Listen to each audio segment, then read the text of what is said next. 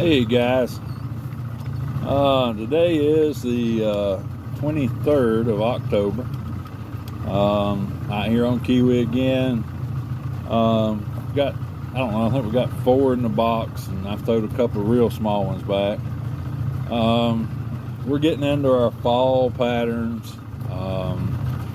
Starting to see the leaves change colors on the trees. The water temperatures changing pretty rapidly.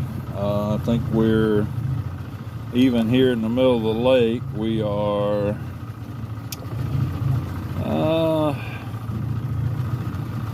in the 70s, about 76 degrees. So water temperature's cooling down, and fish are starting to move, making their ways kind of back into the creeks and into the pockets where the bait is. The bait's obviously moving, and the fish are going to follow.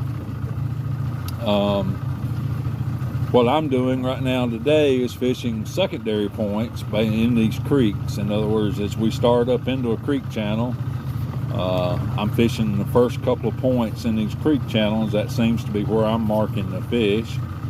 And we've had good luck today actually finding big schools of fish that we could, I'm trolling, so I'm not staying on top of them, but if you were fishing a drop shot rig or standing, backing the boat off and casting to them, you would, you'd have a wealth of fish to cast to.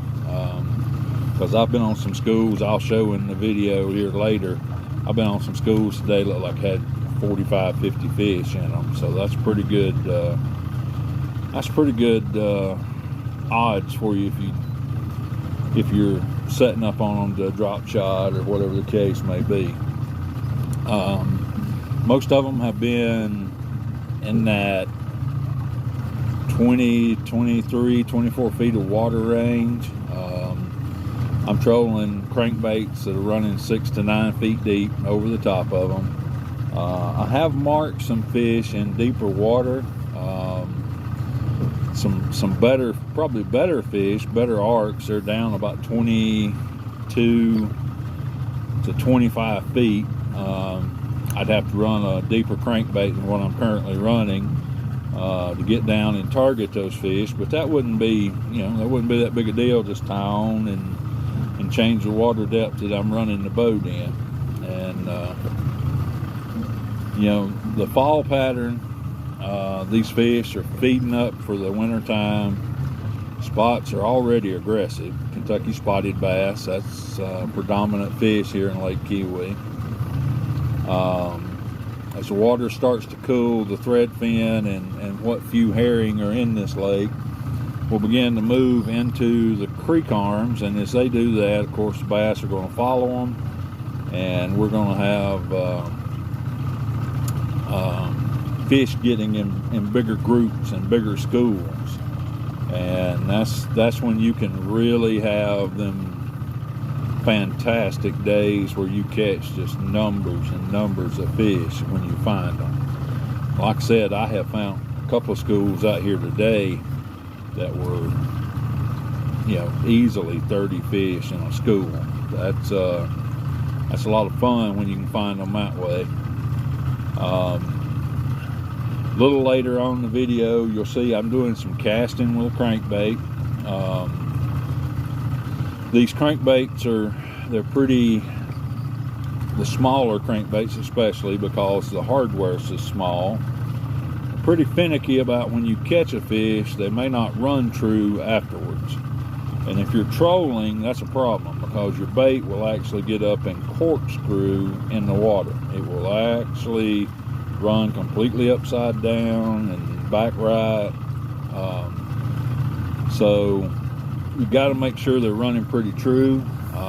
It's pretty easy to do. Take a pair of needle nose pliers, make a straight cast, hold your rod tip straight down in the water, crank the crankbait straight to the rod.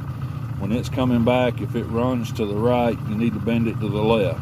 The ring that you tie to, the eyelet, you need to actually bend that to the left a little. and vice versa. If it's running to the left when you reel it in, you need to bend that eyelet to the right just a little, and make several casts until you get it where it runs straight back under the rod and straight up to the rod out of the water. That's a crankbait that's been trued and will run good trolling and will produce and catch you a lot of fish. If you reel your rods in and you've been trolling and the end of your line in the last 5-6 feet's got a bunch of curls in it, your crankbait's not running right. It's running to the left or running to the right, and it's actually corkscrewing in the water and twisting your line the entire time you're trolling. You get into bigger crankbaits, you tune them, you get them right, you got bigger hardware, you catch fish on them, you just unhook them and go right back to fishing. They typically, once you get one tuned, you don't have much trouble. But the smaller guys like I've been using, because right now I feel like the spotted bass are really on threadfin shad, and they like the smaller profile bait. If you were using a Bandit, probably be like a Bandit 200. The Rapala DT series crankbaits, to me, I fished them right alongside these. They're bigger profile, and I just don't feel like, they just don't get the bites that the smaller profile crankbait's getting right now. Even in these Norman lures, I can go from a deep baby end to say a DD14 or a deep end. Runs about the same depth, but it is a bigger profile bait, and I just don't seem to be getting the hits on them right now. So I'm staying with a smaller profile bait, about a I believe these are 2.5 inch bait. The hardware's a little soft on them. You have to adjust them usually after you catch fish, keep them running straight. But other than that, they've been really productive. And like I said, I'm just kind of coming back in these creeks and hitting the first couple of points and riding them. If I see schools, I'll make a couple of passes over the schools and then move on to a different point. I've been able to find fish on just about every point I've hit, secondary points back in the mouths of these creeks, and so we're having a pretty good day out here. I wanted to touch on tuning crankbaits today. I'm going to try to do a video here a little later on type anchor that I use. I use an anchor design that we came up with years ago. Yeah, my school's on the bottom and 20 feet of water, so I got an anchor design we came up with Santee Cooper years ago. It has saved us a lot of money through the years fishing, having to replace anchors. We used to fish off a 24-foot boat, and you had to have good anchors, had to have big anchors, and we would buy the pointed flute, I call them sand anchors, similar to a Navy anchor. We got some schooling action going on out here too, so that's good. That's a good sign. And oh yeah, the schooling's pretty good. We lost a lot of those anchors I'm talking about, the wedge type, pointed flute anchors. You stick them in wood, you stick them under a rock, you're not getting them back. And at 25 to 45 bucks a pop, that's a lot of money. And a lot of the places we fished, Hartwell, Russell, Clark Hill, Santee Cooper, you had so much standing timber and deadwood in the bottom of the lake that we lost just tons of anchors. And so we came up with a design, and my uncle's got two on his pontoon that we fished with for years and never lost one. The two I've got on this boat I have fished with for 15 years, and I've yet to replace one. And we used to replace at least one every trip with the other style anchors that I was talking about. So if I get time here in a little bit, we'll try to stop long enough to do the anchor. And meantime, I'm going to keep idling, trolling around right here where these fish are schooling, and see if we can get a couple more on video. And pretty day out here. It's about, I'm guessing, 70 degrees. There's about a, I don't know, 2 or 3 mile an hour wind. It's about as perfect as it gets. So hope everyone's having a great day, and remember, take a kid fishing. Try to get them into it. You know, if they're fishing and hunting, they're not getting in trouble. So let's try to introduce them and keep them in the outdoors. And I will be back with you later.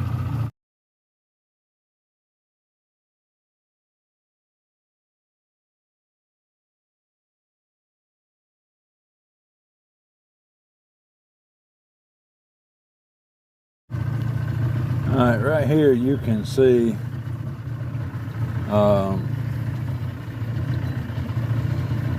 school of fish, you know, that I found right here on this particular point.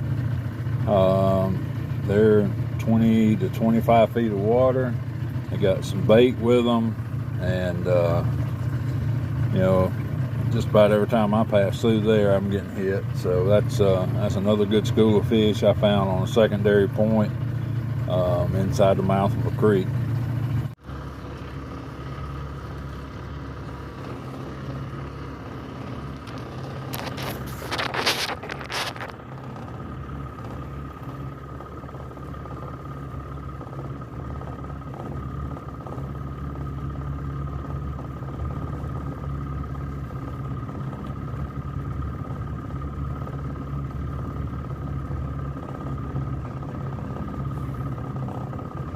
Ooh, taking some drag. Hard.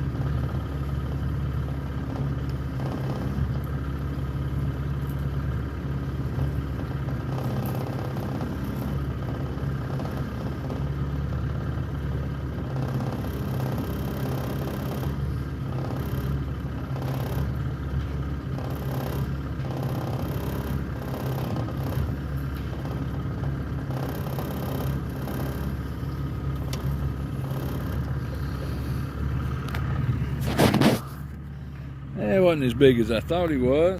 Yeah, that's what we like to see on the end of the rod.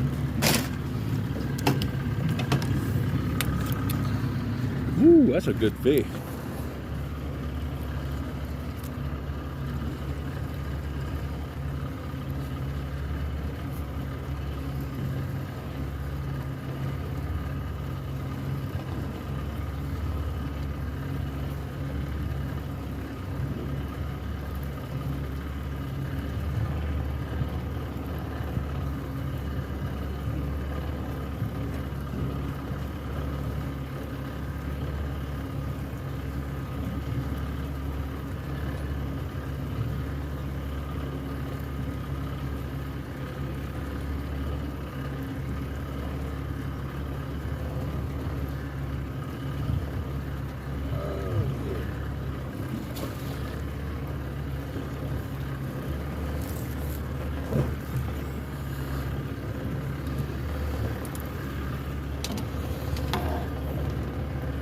Hey, yeah, man. Nice spotted bass. Got a mouthful of that one.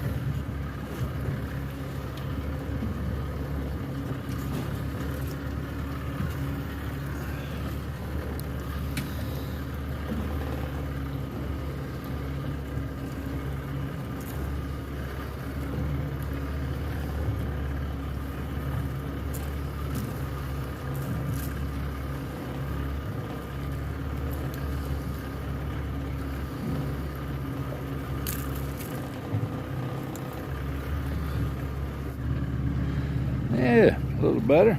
It's probably getting in the 1.5 pound range, I guess. Something like that. Nice fish.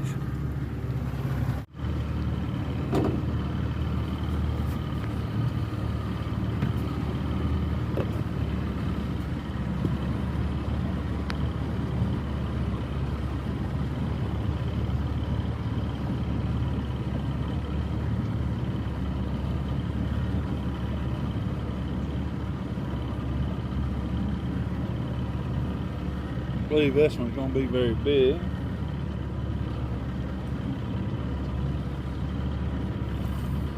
But did pick one up right there.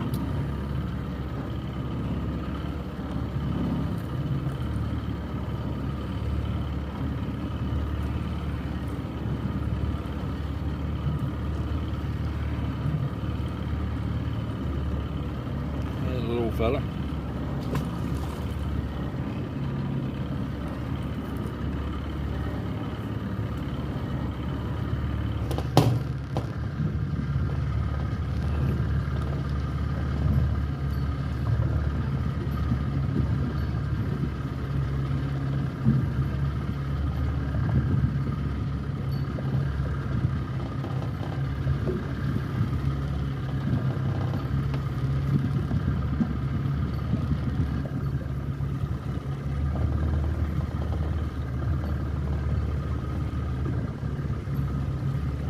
Yeah, he jumped off back there at the back of the boat. He was about 8 inches, maybe.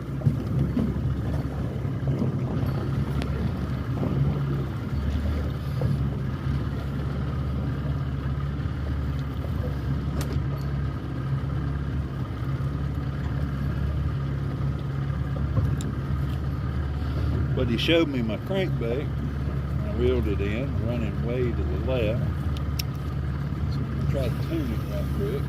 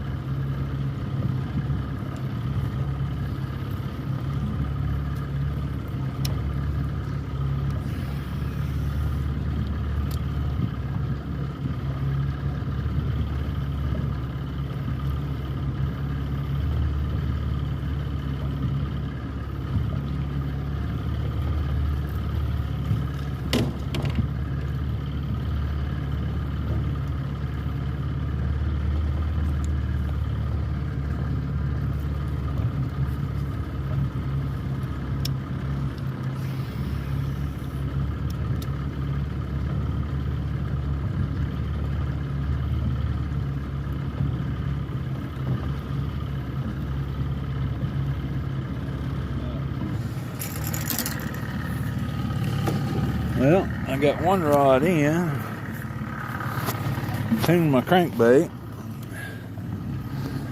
and got it back out, and now I got another fish on. I saw a pretty good school there. I don't know if there was any big ones, but a pretty big school on the graph. As soon as this crankbait got to it, it got hit.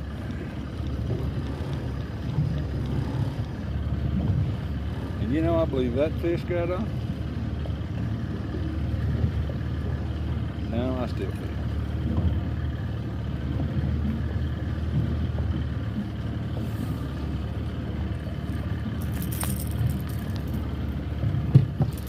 a real big school of fish, excuse me, not a school of big fish.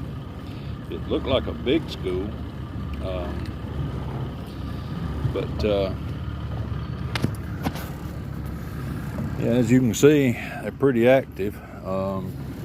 Right here, you can see that school of fish. I mean, that's a pretty solid school of fish. Like I said, now I caught 2 out of it. They were pretty small, but that's a pretty solid school of fish right there.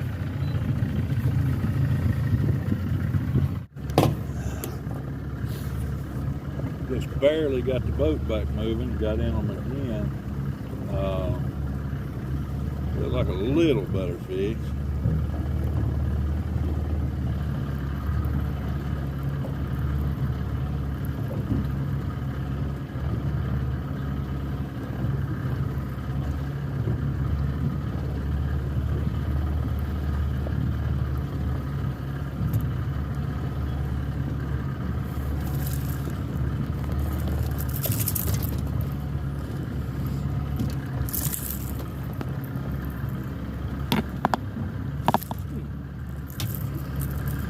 Be careful with them when they got them Gamakatsu hooks in them. That's pretty rough right there. There you can see another just pound bass, but a lot of fun.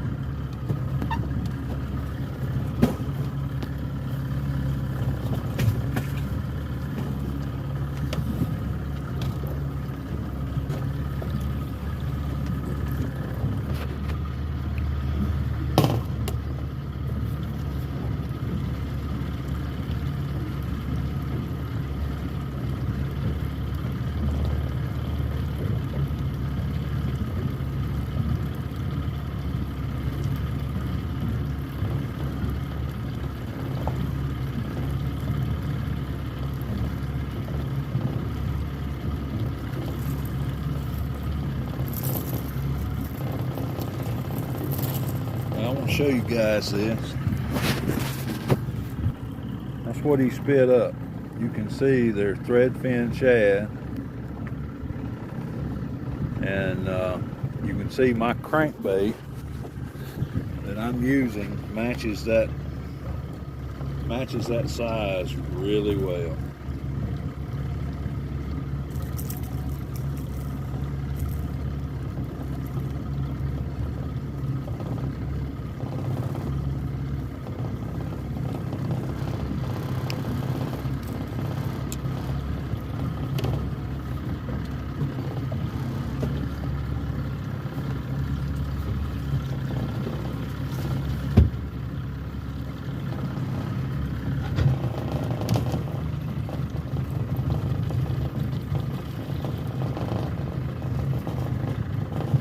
Yeah, looks like we got another one on here. See if we can get everything set up.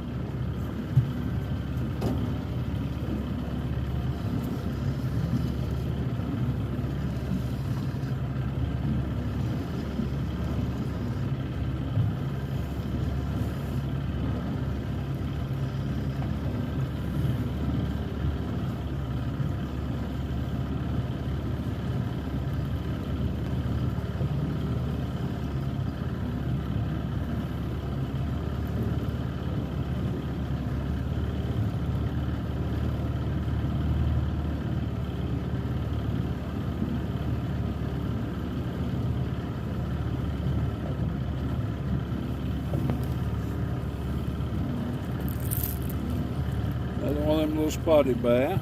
He's spitting shad all over the boat.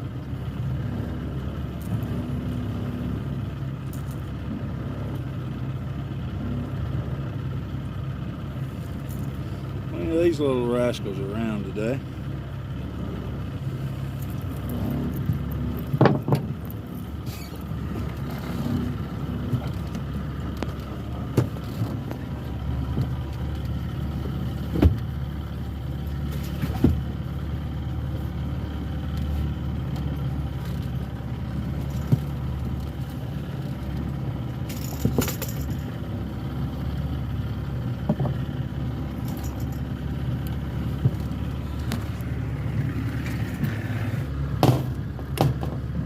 See what we got here.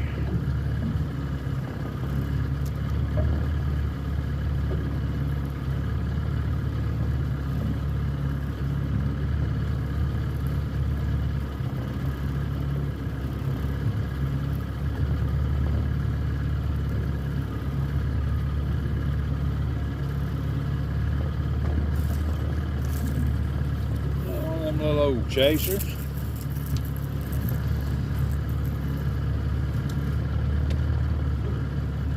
Whew. Trying to get me with that Gamakatsu hook. I know what he's up to.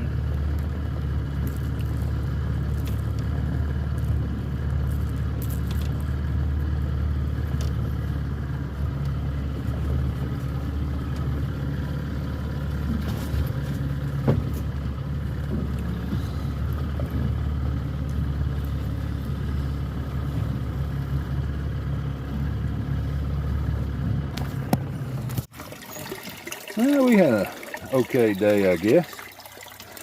Some nice. Oh yeah.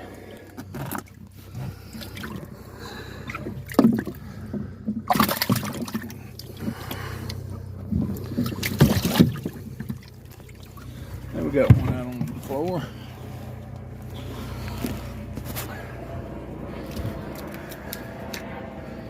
A little fella.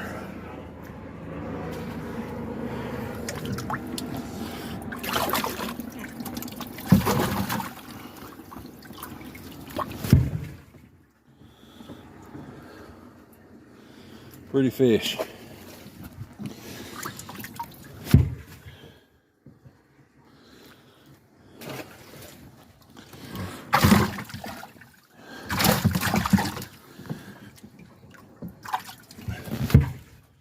And a little nicer one.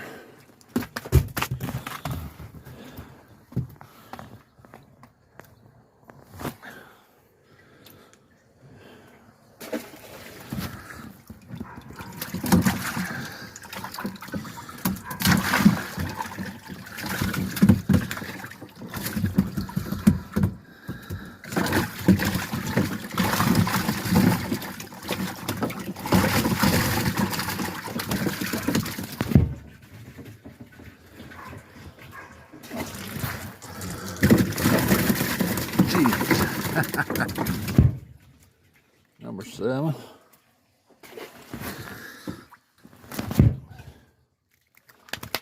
Number 8. Number 9.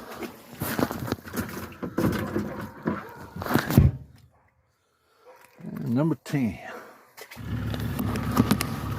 Okay guys, what I want to show you before I get this one back in the water, let me get the boat in gear.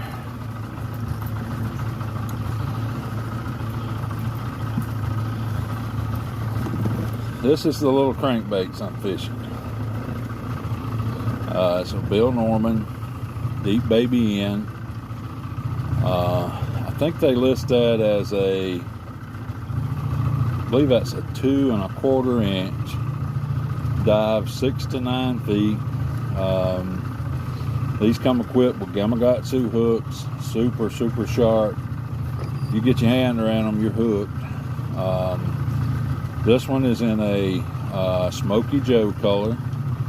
You know, on Keowee, I've had a few days where chartreuse belly and blueback outfish these, but on Keowee, basically if it's got green, then it's a pretty good color. And these crankbaits have a gel coat bone belly with a green and blue speck back, and they're just really successful. The one I've got on the other one is, and I just actually had a hit on it and it didn't get it. The one I've got on the other rod there is a little different color. It's got the green back, but it also has a splash of yellow on the side. So that's been a productive color today. It's actually outfished the Smoky Joe today, and like I said, I have seen the chartreuse be the better crankbait on a day or two here or there. But I like to stick, you know, if they're not hitting anything, I'm gonna bounce around and try all the different colors I've got. I've got tackle boxes of crankbaits, and so I try to stick to You know, I've got a basic group of colors and different color shades of green I like, and I keep those in deep little N, deep baby N, DD14, DD22, and what that means in a Bill Norman plug, a deep diver 22, means it dives 22 feet under perfect conditions on 10-pound line. DD14 goes 14, deep little N, I think runs about 8 to 10, deep baby N runs 6 to 9. They make a true baby N that runs about 3 feet.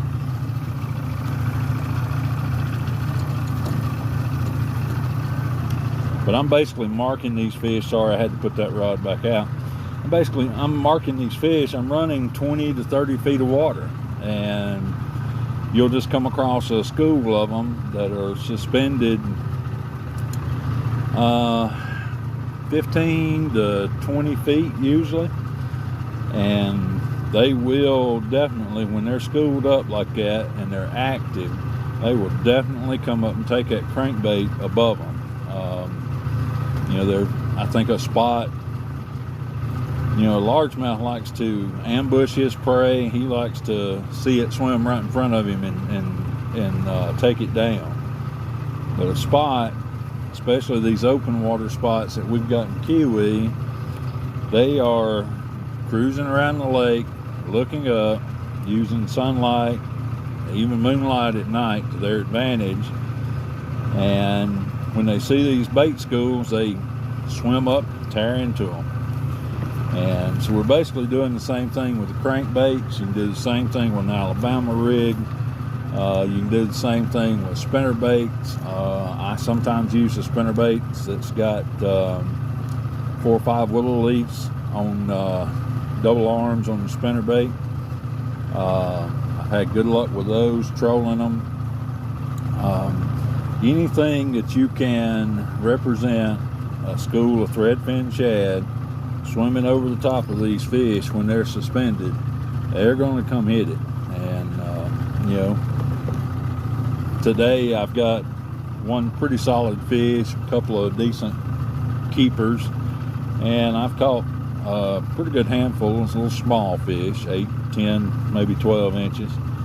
But you know, it's good action. It keeps the kids interested. You bring them out here, you can, you know, sit to the side and let them even drive the boat, because all you're doing is idling. You're just, as slow as you can get your boat putt around, that's what you're doing. Kids can drive the boat. You know, as long as you kind of help watch, make sure they don't get in too close to a dock, or you know, or another boat doesn't cut close by or something like that. And there's plenty of action. You know, kids can, you know, these rods, I probably caught 10 today already. So the kids can stay occupied and get them out here and get them interested. And you know, it's just something I really enjoy. I'm starting to try to film and video some of this stuff and put it on my YouTube channel. Y'all please like and subscribe to my channel. That means the world to me.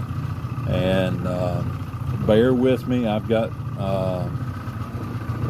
some GoPros coming to mount on the boat, give us a better angle of actually fighting and landing the fish.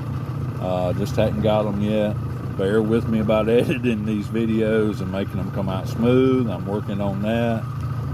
It's a learning process, but I had to start somewhere.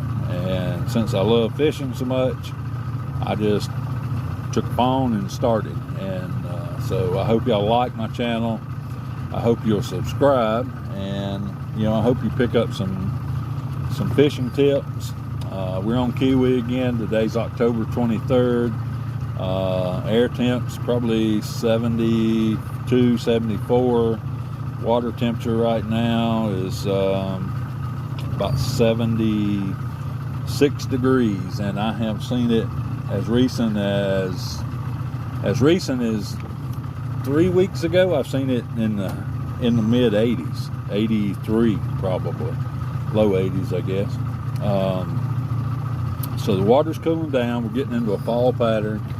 Fish are starting to migrate into the creeks, following the bait as the bait fish, especially the threadfin, head up the creeks, and so it's making a real good opportunity to get out here and enjoy some fishing before a real cold weather hits. I enjoy the cold weather fishing. It's just typically you have to fish a lot deeper and a lot slower. Right now we can have a lot of fun. We can fish active fish with baits that are moving, and baits you can cast, and so hope you get out here and enjoy it. And again, I'm going to try to show a quick anchor video today of a design that we came up with years ago that's just been it's been foolproof. We have not lost an anchor since we come up with this design. What makes it work is a stupid little 2 or 3 cent tie wrap. That's what makes it work. But I'll show you that a little later on, and won't be too long. I'll be heading to the supper table, make another lap or two around this last point I come across, and see if we pick up any more. But I hope you folks enjoy, and remember to like, subscribe. Big Country Kev, Lake Keowee fishing info, and we'll see you soon.